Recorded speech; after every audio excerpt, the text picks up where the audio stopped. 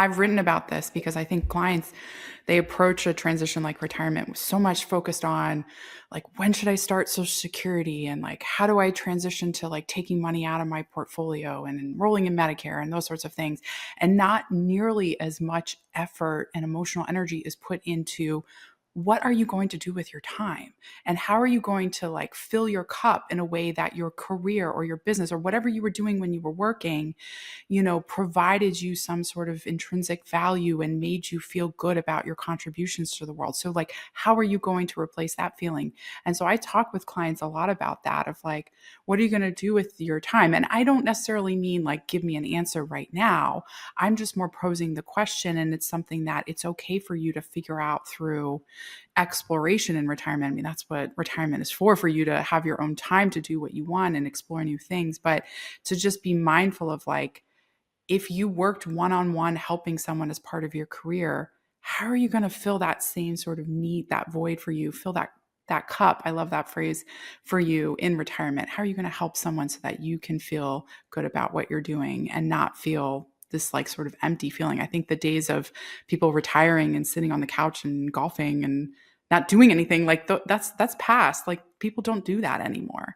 Giving them liberty to define that. For Right. some people, it might be, all I want to do is golf and I want to be the best golfer in my town and I want to win the award at my country club every year. And that is awesome because that is Yep. part of their purpose.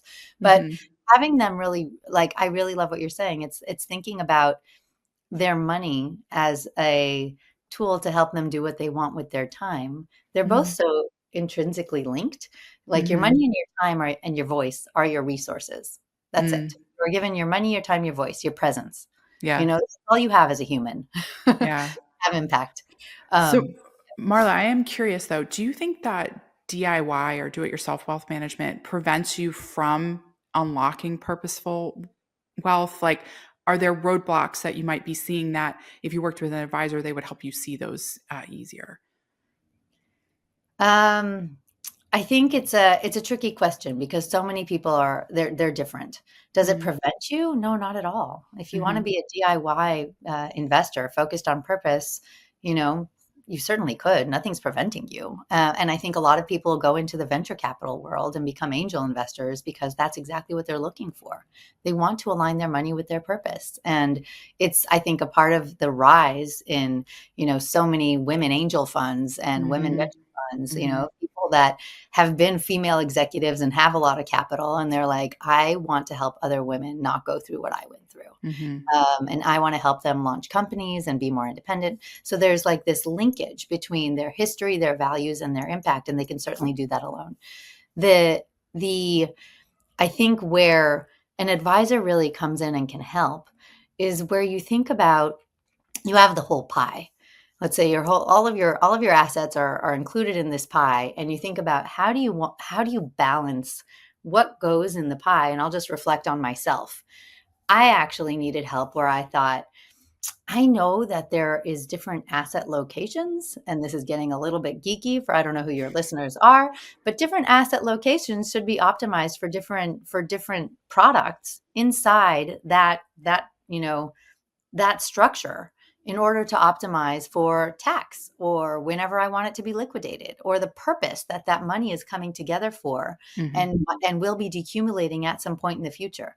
So an advisor can help look at the whole pie and help make the choices to say, okay, we're going to understand your purpose and your values, but we can help you with these things that might be just slightly around the corner from your vision. We can help you see these things that just might not be familiar to you. And for all of these different reasons, and there's so many reasons that people work with advisors. For me, it's because, I told you why, but also because as a business owner, you have so many things that I just know I'm not an expert on. If I'm Mm-hmm. an expat, if I'm going through a divorce, if I'm thinking about buying a property in another country, there's so many things that I feel like I know that there's an implication to the way that my portfolio should be constructed.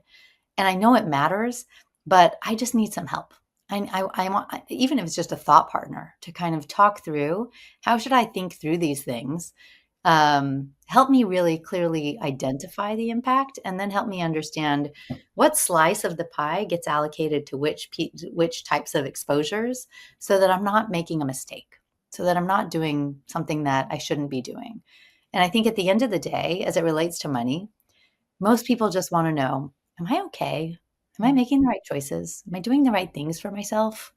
And that thought partnership, to say, you're okay. That fear that you've had, that you've bundled, to talk about that persona we referenced a bit ago, you've been holding on to that money fear, let's say for 30, 40 years. I'm going to try to help you slowly dissolve it and recognize that fear doesn't have to stay with you anymore. Now we can think about other things.